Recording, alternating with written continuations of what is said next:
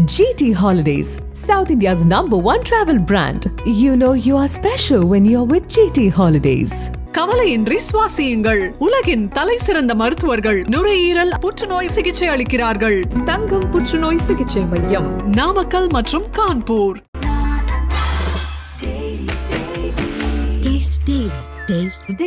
உண்மையில ஒரு பெரிய அதிர்ச்சி தான்.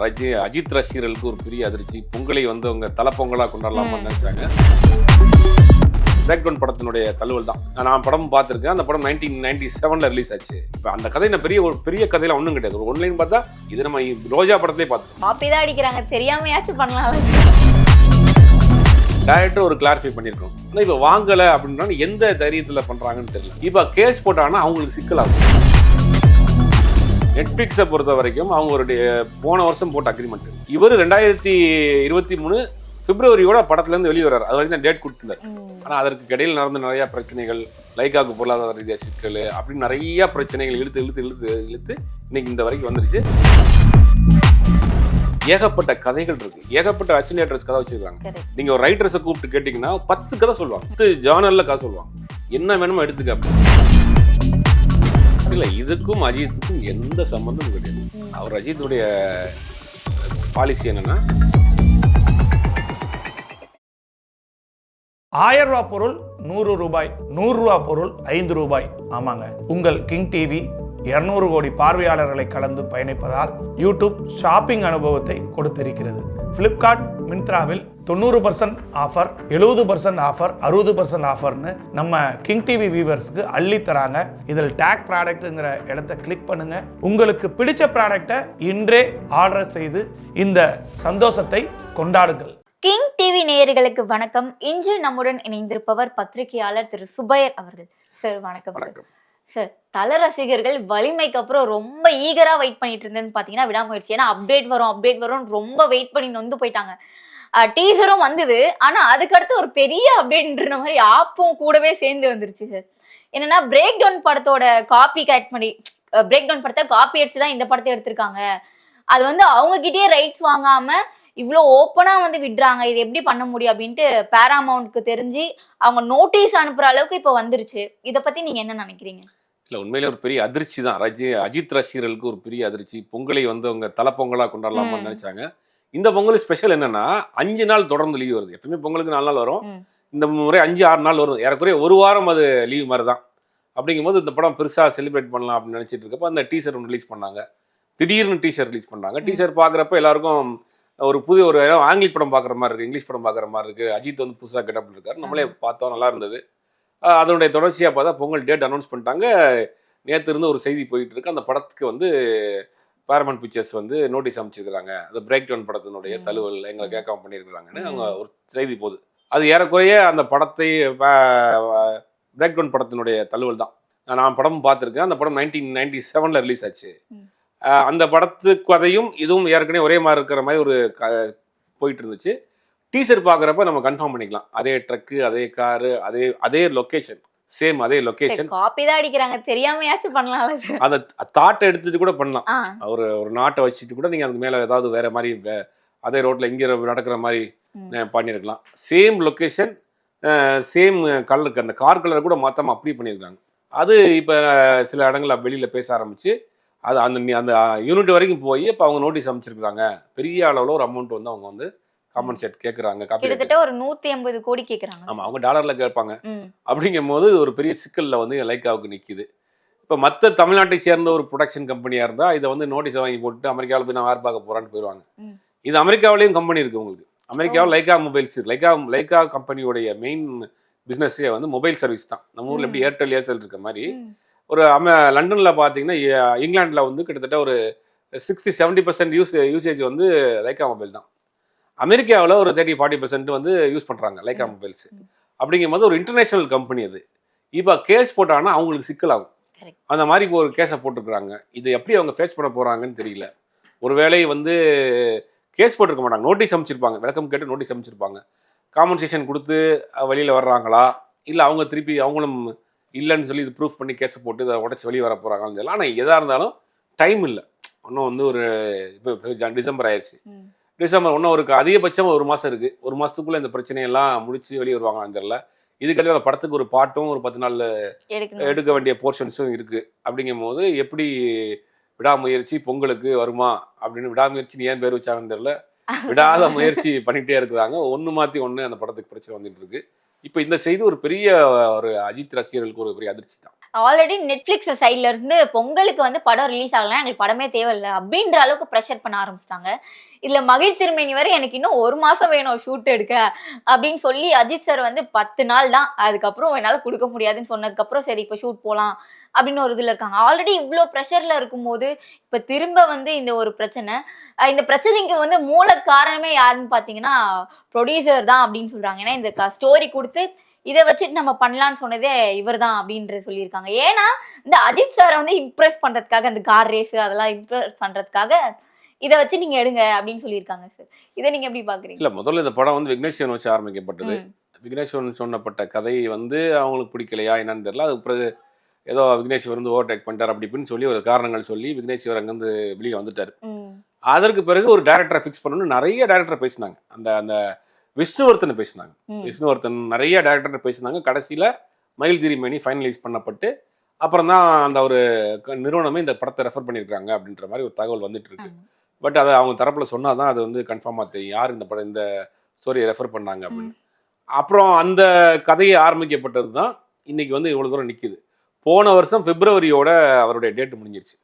நெட்ஃப்ளிக்ஸை பொறுத்த வரைக்கும் அவங்களுடைய போன வருஷம் போட்ட அக்ரிமெண்ட்டு, போன வருஷம் ஜனவரிக்கு முன்னாடி 2023 கடைசியில் 23 ஸ்டார்டிங்கில் போடப்பட்ட அக்ரிமெண்ட்டு.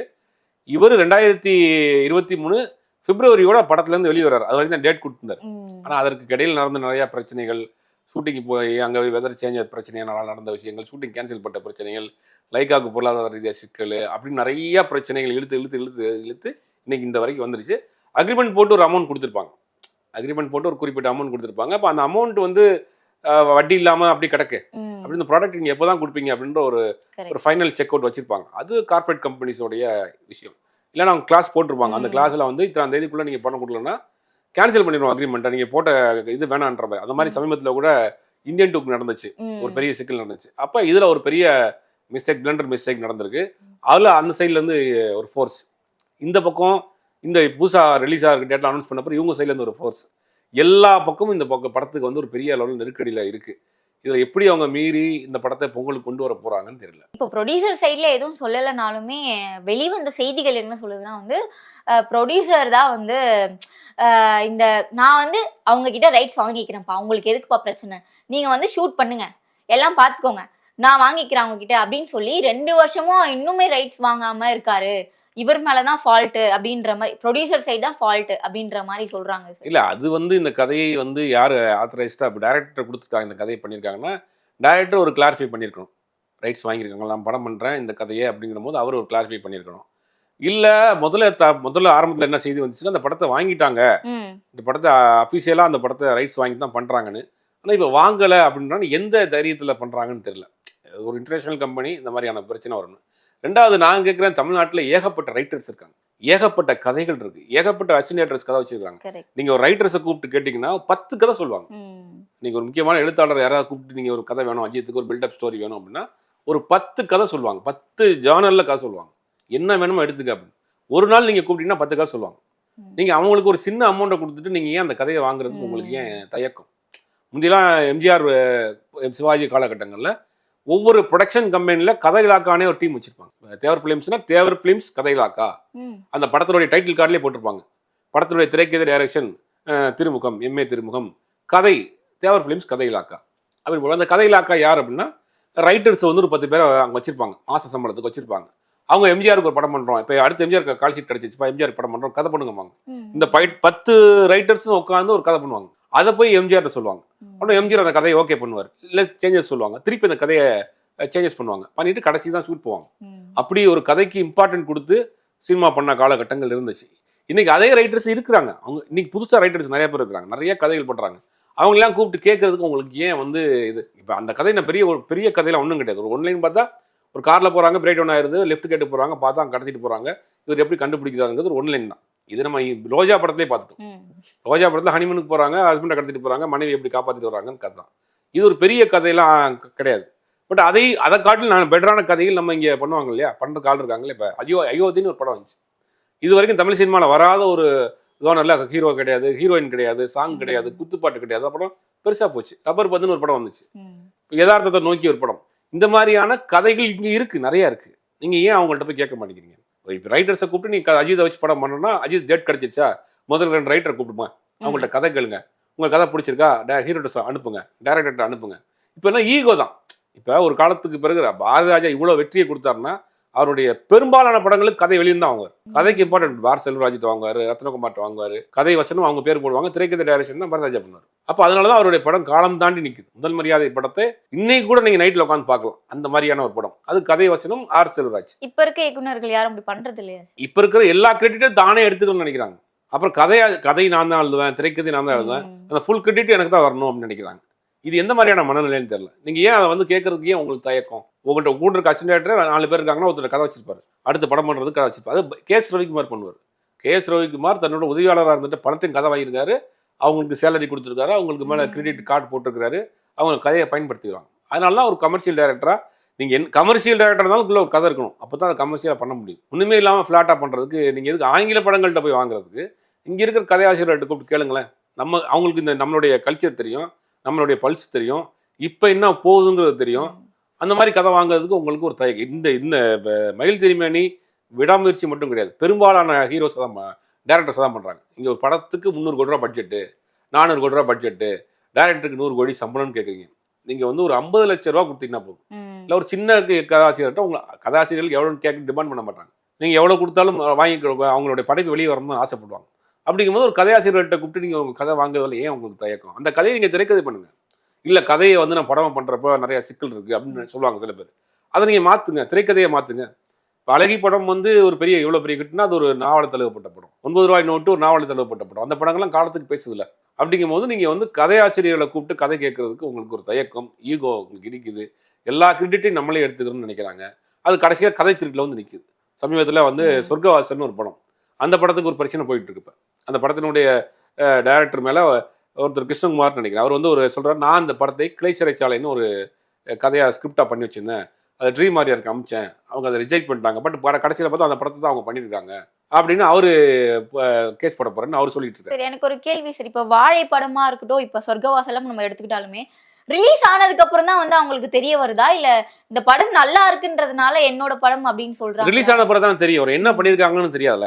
படம் பார்க்கறத பிறகு தான் நம்மளுடைய கதையே இருக்கும். வாழை படத்தை பற்றி வாழையில வந்து அவர் சொல்றதுக்கும் இவங்க எடுத்த படத்துக்கும் சம்மந்தம் கிடையாது. வாழைன்னு அவர் சிறுகதை எழுதியிருக்காரு. சோ தர்மன் வந்து ஒரு சிறுகதை எழுதியிருக்கிறாரு. அதை அந்த வாழை தோட்டத்தில் நடக்கக்கூடிய ஒரு போர்ஷன் மட்டும் தான். இதுல அது மட்டும் கிடையாது, இது நிறைய விஷயங்கள் இதுல இருக்கும். அப்படிங்கும் போது அது வந்து ஒரே மாதிரியான ஒரு இன்ஸ்பிரேஷன்ல பண்ணக்கூடிய கதையா இருக்கும். அது அப்படியே பண்ணா தான் சிக்கல். ஆனா இந்த மாதிரி இந்த சொர்க்கவாசல் படம்ங்கிறது வந்து ஒரு லைவா நடந்த ஒரு இன்சிடென்ட். 99ல் சென்னை மத்திய சிறைச்சாலையில் ஒரு பெரிய கலவரம் நடக்குது. அங்க இருக்கக்கூடிய ஒரு ஜெயிலரை வந்து உயிரோட வச்சு எரிக்கிறாங்க. பிரபல ரவுடியா இருந்த பாஸ்கர் வடிவேல் அங்க வந்து கொல்ல போறாருன்னு ஒரு தகவல் சொல்றாங்க, செத்து இறந்துட்டாருன்னு ஒரு தகவல் சொல்றாங்க. அதனால் ஏற்பட்ட கலவரம், அந்த சிறை கைதிகள் கையில கிடைச்சி அத்தனை பொருளையும் ஆயுதமா பயன்படுத்தி மிகப்பெரிய ஒரு ரகலையில் ஈடுபடுறாங்க. ஒரு பெரும் போராட்டம் வெடிக்குது. அதுல நடந்த சம்பவம் தான் அந்த கதை. இது ஏற்கனவே விருமாண்டி படத்துல ஒரு போர்ஷனா வச்சிருப்பாங்க, ஒரு போர்ஷனா இருக்கும். இது முழு படமா பண்ணியிருக்காங்க. இது ஒரு சம்பவம். இந்த சம்பவத்தை பேஸ் பண்ணி ஒரு கதையா பண்ணியிருக்காரு இவர். அதே சம்பவத்தை அவர் பேஸ் பண்ணி அவரு கதையா பண்ணியிருக்காரு. ஒரு பொதுவான விஷயம் நடக்கிறப்ப இந்த மாதிரியான பிரச்சனைகள் வரப்ப அதை நம்ம ஒன்றும் பண்ண முடியாது. அப்போ இங்கே நம்மளை சுற்றி நிறைய கதைகள் இருக்கு, கதை எழுதக்கூடிய ரைட்டர்ஸ் இருக்கிறாங்க. இந்த மாதிரி பிரச்சனையை தவிர்த்திருக்கலாமே, தேவையில்லாம இந்த பார்த்த கடைசியில் இந்த நேரத்தில் ஒரு பிரச்சனை வந்து. சரி, இப்போ இன்டர்நேஷனல் லெவல்ல பிசினஸ் பண்ற லைக்காவால ஏன் எப்படி சரி இவ்வளோ பல கோடி கொடுத்து ஒரு படம் பண்றாங்க, முடிகிற ஸ்டேஜ் வந்து ரிலீஸே பண்ண போறாங்க, இவ்வளோ அசால்ட்டா இருக்கிறதுக்கான காரணம் என்ன? எதுவாக இருந்தாலும் பார்த்துக்கலாம் அப்படின்னா இல்ல பார்த்துக்கலான்னு இல்லை, அவங்க தெரியாது, இந்த அளவுக்கு அவங்க ஃபோர்ஸ் பண்ண மாட்டாங்க. இது தமிழ்நாட்டில் ஒரு உலகத்தில் இந்தியாவில் தமிழ்நாட்டில் தமிழ் படம் ஒன்று வருது, அது நம்ம படத்தை எடுத்துட்டாங்கன்னு அங்கேருந்து யார் வரப்போறா? அது பெருசாக வராது பிரச்சனை. அந்த மாதிரி பெருசாக நிறைய படங்கள் ஆங்கில படங்கள் நிறைய எடுத்துட்டாங்களே. நீ தமிழ்நாட்டில் தமிழ் படங்கள் பெரிய ஹிட் படங்கள் நிறைய படங்கள் ஆரம்பத்தில் இருந்து நாயகன் படத்தையே காட்ஃபாதருங்கிற ஒரு படங்கிற தலைவர்ன்றது நிறைய பேசப்படுது. அந்த படங்களுக்கு இந்த பிரச்சனைகள் அதான் இல்லையே அந்த காலத்தில் இல்லையே. அந்த காலத்தில் வந்து உங்களுக்கு இன்டர்நெட் கிடையாது. இப்போ நீங்கள் வந்து அந்த படத்தை பார்த்துட்டு ஒரு 90s இப்பயே வந்து சோசியல் மீடியா பெருசாக ஆக்டிவ் இல்லைன்னா இந்த படம் பேசாமல் போயிருங்க, யாருக்கு தெரிய போகுது? அந்த கம்பெனிக்கே தெரியாது. இங்க இருக்க வேண்டப்படாத எவனாவது மெயில போட்டிருப்பான். மீடியால சொல்லப்பட்டு பேசப்பட்டு சோசியல் மீடியால ஷேர் பண்ணி சோசியல் மீடியால சொல்லப்பட்டு பேசப்பட்டு சம்பந்தப்பட்ட ஆட்களுக்கு கூட மெயில் அனுப்பிச்சிருக்கலாம், வேண்டப்படாத ஆட்கள். இல்லாட்டி சோஷியல் மீடியா இல்லைன்னா அந்த படம் இந்த படத்தை தள்ளி எடுக்க யாருக்கு தெரியும்? இப்போ நாயகனும் காட்ஃபாதரும் ஏறக்குறைய ஒரே மாதிரி இருக்கும். நாயகன் அந்த அன்னைக்கு 91 வந்துச்சு, அன்னைக்கு சோஷியல் மீடியா கிடையாது. இன்னைக்கு காட்ஃபாதர் பார்க்குறவங்க நாயன் மாதிரி இருக்குன்றாங்க. அப்போ இன்னைக்கு ஊடக வளர்ச்சி அதிகமாயிருச்சு, ரசிகர்களுடைய ரசனையும் மாறி போச்சு. இன்னைக்கு உலக படங்கள் அவங்க பார்க்குறாங்க. இப்போ நம்ம சொல்கிறோம் அந்த 97 வந்த படம் அங்கே பிரேக் டவுன், இது மாதிரி எத்தனை பேர் அந்த படத்தை பார்த்துருப்பாங்க? அப்படிங்கும் போது கதை நம்மளை சுற்றி இருக்கக்கூடிய யதார்த்தமான கதைகள் நிறையா இருக்குது, ரைட்டர்ஸ் நிறையா இருக்காங்க, அதெல்லாம் பயன்படுத்தினா இந்த மாதிரி பிரச்சனை வராது. பொதுவாகவே அஜித் படங்கள் எடுத்துக்கிட்டோம்னாலே அப்டேட்ன்றது ரொம்ப கஷ்டம். கெஞ்சி கூத்தாடி ரசிகர்கள் வாங்குவாங்க. இதுவே வந்து ஒரு ஸ்ட்ராட்டஜியா ஃபாலோ பண்றாரோ என்னன்னு எனக்கு தோணுது சார், அஜித் சார் வந்து. ஏன்னா வந்து ஒரு படம் எடுத்துக்கிட்டா கரெக்டா அதுக்கான அப்டேட்கள் வந்து எல்லா நடிகர்களும் கொடுத்துருவாங்க. பட் அஜித் படம்னாலே என்ன ஆயிடுச்சு, அப்டேட்டே வராது அப்படின்னு கலாய்க்கிறதுல இருந்து எல்லாமே பண்ண ஆரம்பிச்சிட்டாங்க. ஸோ ஓகே, நல்லா இருக்கே, இதுவே நம்ம ஃபாலோ பண்ணலாமே, அப்டேட்டே கொடுக்க தேவையில்லையே, கொஞ்ச நாள் லேட்டா நல்லா இழுத்து அடிச்சுட்டு கொடுக்கலாமோ அப்படின்னு ஒரு ஸ்ட்ராட்டஜியாவே மாத்திட்டு இருப்பாரு. இல்ல, இதுக்கும் அஜித்துக்கும் எந்த சம்பந்தமும் கிடையாது. அவர் அஜித்துடைய பாலிசி என்னன்னா, ஒரு படத்துக்கு டேட் கொடுப்பாரு, அந்த படம் முடிகிற வரைக்கும் வேற எந்த படத்தில் நடிக்க மாட்டார். இந்த படத்தை முடிச்சு கொடுத்துட்டு 2 மாசம் ரெஸ்ட் எடுத்துட்டு அடுத்த படத்துக்கு போவார். அப்படி பிப்ரவரி வரைக்கும் கொடுத்தப்பட்ட டேட். அதற்கு பிறகு ஒரு 2 மாசம் கழிச்சுட்டு குட் பை டக்லி ஸ்டார்ட் பண்றதா அவர் லைனப். இந்த படம் தள்ளி வந்து அந்த படத்துல ஏகப்பட்ட பிரச்சனை, ஏற்கனவே சொன்ன மாதிரி ஏகப்பட்ட பிரச்சனையை தாண்டி இன்னைக்கு வந்து நிற்குது. ஆனால் குட் பை டக்லியை பத்தி அடிக்கடி வந்துட்டே இருக்கேன். ஆமா சார், அப்டேட் நிறைய வந்துட்டுன்னா அந்த படம் வேகமா போயிட்டு அர்த்தம். அதனால அஜித்துக்கும் இதுக்கும் சம்பந்தமே கிடையாது. குட் பை டக்லியை பத்தி நீங்க என்ன சார் நினைக்கிறீங்க? அவரோட தீவிர ரசிகர் ஆதிக்க வந்து எடுக்கிறாரு. படம் எப்படி இருக்கும்னு உங்களோட எதிர்பார்ப்பு? இல்ல, ஒரு ஃபேன் பாய் படம் தான். ஒரு ரசிகர் தன்னுடைய தலையை வந்து டைரக்ட் பண்றாருன்னா அப்போ அணுவா அதை வந்து செதுக்கித்தான் பண்ணியிருப்பார். எந்தெந்த இடத்துல எல்லாம் வந்து கை தட்டுவாங்க, நம்ம எங்கெங்க இடத்துல கை தட்டணும், அதை இதை வச்சா அந்த இடத்துல போய் கரெக்டாக ரீச் ஆகும்னு தெரியும். அப்போ ஒரு ஃபேன் பாய் படம் தான். அப்படிங்கும் போது ஒரு பெரிய அந்த படத்துக்கு ஒரு நம்பிக்கை இருக்கு. 3 கெட்டப்ல இருக்கிறாரு. 3 கெட்டப்ல கலரான காஸ்டியூம், பல வருஷங்கள் கழிச்சு வலிச்சு ஒரு மாசான ஒரு படமா இருக்கும் பாக்குறதுக்கு. எல்லாருடைய எதிர்பார்ப்பை நம்மளும் எதிர்பார்க்கிறோம். நீங்க விடாமுயற்சி படத்தை பத்தி ரொம்ப அதிகமா எதிர்பார்க்கிறீங்களா இல்ல குட் பை டக்லியா சார்? எல்லாரும் மாதிரி நம்மளும் குட் பை டக்லி தான். ஏன்னா விடாமுயற்சி வந்து ஒரு வேற ஒரு ஜானல் மூவியா இருக்கு, ஒரு யதார்த்த சினிமாவா இருக்கு. ஆனா உண்மையில இந்த படம் வந்து ஒரு மாஸ் ஹீரோ வச்சு இந்த மாதிரியான ஒரு அட்டம்ப்ட் பெரிய விஷயம். அது உண்மையில பாராட்டணும். மயில் திருமணியை பாராட்டணும், அஜித் இந்த மாதிரியான கதையை சூஸ் பண்ணதுக்கு பாராட்டணும். ஏன்னா எல்லாமே என்ன நினைப்பாங்கன்னா, ஒரு மாஸ் ஹீரோ எனக்கு வந்து ஓப்பன் இன்ட்ரடக்ஷன்ல எப்படி வேணும், ஹை ஸ்பீட்ல ஷாட் வேணும், நான் வந்து பைக்ல பறந்து வரணும், ஹெலிகாப்டர் வந்து குதிக்கணும்னு கேட்பாங்க. இது ஒண்ணுமே இல்லாம, ஒரு பெரிய பில்டப்பே இல்லாம, ஒரு சாதாரண ஒரு போற பக்கத்துல ஒரு ஆங்கில படம் பார்க்குற மாதிரியான ஒரு ஃபீல் தான் இருக்கு. அதுவே புதிய அட்டம்ப்ட். ஒரு பெரிய மாஸ் ஹீரோ வச்சு இந்த மாதிரி படம் பண்றது ஒரு பெரிய அட்டம்ப்ட். அதை எப்படி பண்ணியிருக்காங்கன்னு வெயிட் பண்ணி பார்க்கணும். ஆனால் மக்கள் ரசிகர் ஒரு ஃபேன் பாய் படமா பார்க்குறதா இருந்தால் குட் பை டக்லி தான் எல்லாரோட எதிர்பார்ப்பு மாதிரி தான் இருக்கு. ஓகே சார், உங்கள் நேரத்தை ஒதுக்கி கருத்துக்களை பதிவு செய்தமைக்கு நன்றி sir. GT Holidays, South India's #1 travel brand. You know you are special when you're with GT Holidays. கவலையின்றி சுவாசியுங்கள். உலகின் தலை சிறந்த மருத்துவர்கள் நுரையீரல் புற்றுநோய் சிகிச்சை அளிக்கிறார்கள். தங்கம் புற்றுநோய் சிகிச்சை மையம், நாமக்கல் மற்றும் கான்பூர். Taste the Daily.